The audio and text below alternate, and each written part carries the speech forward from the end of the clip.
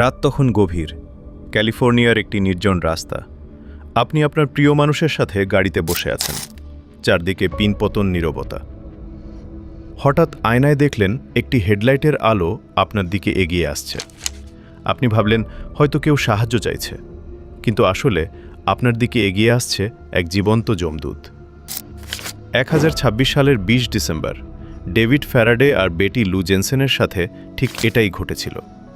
কোনো কারণ ছাড়াই স্রেফ খুনের নেশায় মেতে ওঠা এক ছায়া তাদের প্রাণ কেড়ে নেয়। বেটি লু যখন প্রাণভয়ে গাড়ি থেকে নেমে অন্ধকারের মধ্যে দৌড়ে পালাবার চেষ্টা করছিল, সেই ঠান্ডা মাথার খুনি পেছন থেকে একে একে 5টি গুলি করে তার পিঠে। পুলিশ যখন স্পটে পৌঁছালে তারা একটি ক্লুও খুঁজে পায়নি। কোনো মোটিভ নেই, কোনো চুরি নেই। এ যেন এক অশুভ আত্মার পদচারণা। ঠিক 7 মাস পর 4 জুলাই ব্লু রক স্প্রিংস পার্কে আবারও সেই ছায়ার আবির্ভাব। এবার ডার্লিন ফেরিন আর মাইকেল মেগো। খুনি গাড়ি থেকে নেমে টর্চের আলো দিয়ে তাদের চোখ ধাঁধিয়ে দিল এবং একের পর এক গুলি ছুড়ল। ডার্লিন মারা গেলেন, কিন্তু মাইকেল অলৌকিকভাবে বেঁচে ফিরলেন। খুনি ভেবেছিল সে কাজ শেষ করে ফেলেছে। সে শান্ত মাথায় গাড়িতে গিয়ে বসল এবং ঠিক 40 মিনিট পর পুলিশের সদর দপ্তরে ফোন করল। ফোনের ওপারের কণ্ঠস্বরটি ছিল যান্ত্রিক এবং অত্যন্ত শীতল। সে বলল, আমি আপনাদের বলতে চাই, আমি ওই লোকগুলোকে খুন করেছি। সে ফোনটি করেছিল খোদ পুলিশ স্টেশনের পাশের একটি বুথ থেকে। সে যেন পুলিশের চোখের ওপর দাঁড়িয়ে তাদের উপহাস করছিল। কয়েকদিন পর স্যান ফ্রান্সিসকোর সংবাদপত্রে চিঠি আসা শুরু হলো। প্রতিটি চিঠির শেষে একটি অদ্ভুত চিহ্ন, একটি বৃত্তের ওপর ক্রস। সে নিজেকে নাম দিল জোডিয়াক। সে পাঠালো রহস্যময় সব কোড বা সাইফার। সে হুমকি দিল, যদি এই চিঠিগুলো ছাপা না হয় তবে সে পুরো শহর জুড়ে রক্তের বন্যা বইয়ে দেবে। পুরো ক্যালিফোর্নিয়া তখন আতঙ্কে কাঁপছে।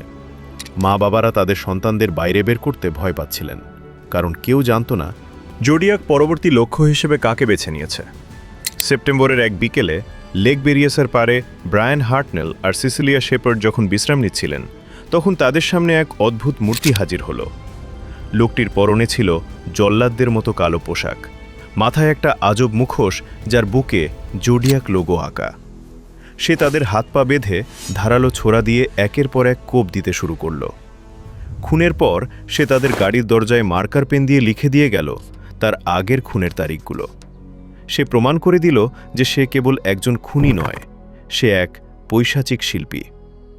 এরপর স্যান ফ্রান্সিসকোর ব্যস্ত রাস্তায় এক ট্যাক্সি ড্রাইভারকে খুন করে জোডিয়াক পুরো প্রশাসনকে চ্যালেঞ্জ ছুড়ে দিল। সে চিঠিতে লিখেছিল যে সে যে কোনো সময় একটি স্কুল বাস উড়িয়ে দেবে এবং ছোট ছোট বাচ্চাদের সারিবদ্ধভাবে দাঁড় করিয়ে গুলি করে মারবে। এই হুমকির পর পুরো রাজ্যে হাহাকার পড়ে গেল। পুলিশ হাজার হাজার মানুষকে জেরা করল। আর্থার লি অ্যালেন নামের একজনকে প্রধান সন্দেহভাজন ধরা হলেও ডিএনএ টেস্টে কিছুই মিলল না। জোডিয়াক কি তবে মানুষের চেয়েও বেশি চতুর ছিল? দীর্ঘ 50 বছরেরও বেশি সময় পার হয়ে গেছে। আধুনিক বিজ্ঞান ও প্রযুক্তির যুগেও জোডিয়াক রহস্য আজও অমীমাংসিত। 77 সালের পর থেকে তার চিঠি আসা হঠাৎ বন্ধ হয়ে যায়। সে কি মারা গিয়েছিল, নাকি সে আজও আমাদের মাঝে বেঁচে আছে একজন সাধারণ বৃদ্ধ মানুষ হিসেবে? আপনি যখন এই কাহিনী শুনছেন, একবার ভাবুন তো, জোডিয়াক যদি বেঁচে থাকে তবে সে হয়তো এখন আপনার পাশের কোনো বাড়িতে বসে খবরের কাগজ পড়ছে আর নিজের পুরনো কাহিনীগুলো পড়ে হাসছে। সে ধরা দেয়নি, কারণ সে জানত কিভাবে সমাজের অন্ধকারে মিশে থাকতে হয়। রাতের বেলা যখন একা রাস্তায় হাঁটবেন আর পেছনে কোনো পায়ের শব্দ শুনবেন, একবার থমকে দাঁড়াবেন।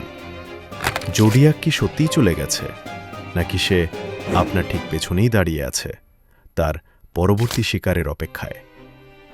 মনে রাখবেন, জোডিয়াক কখনো ধরা পড়েনি, সে শুধু নীরব হয়ে গেছে।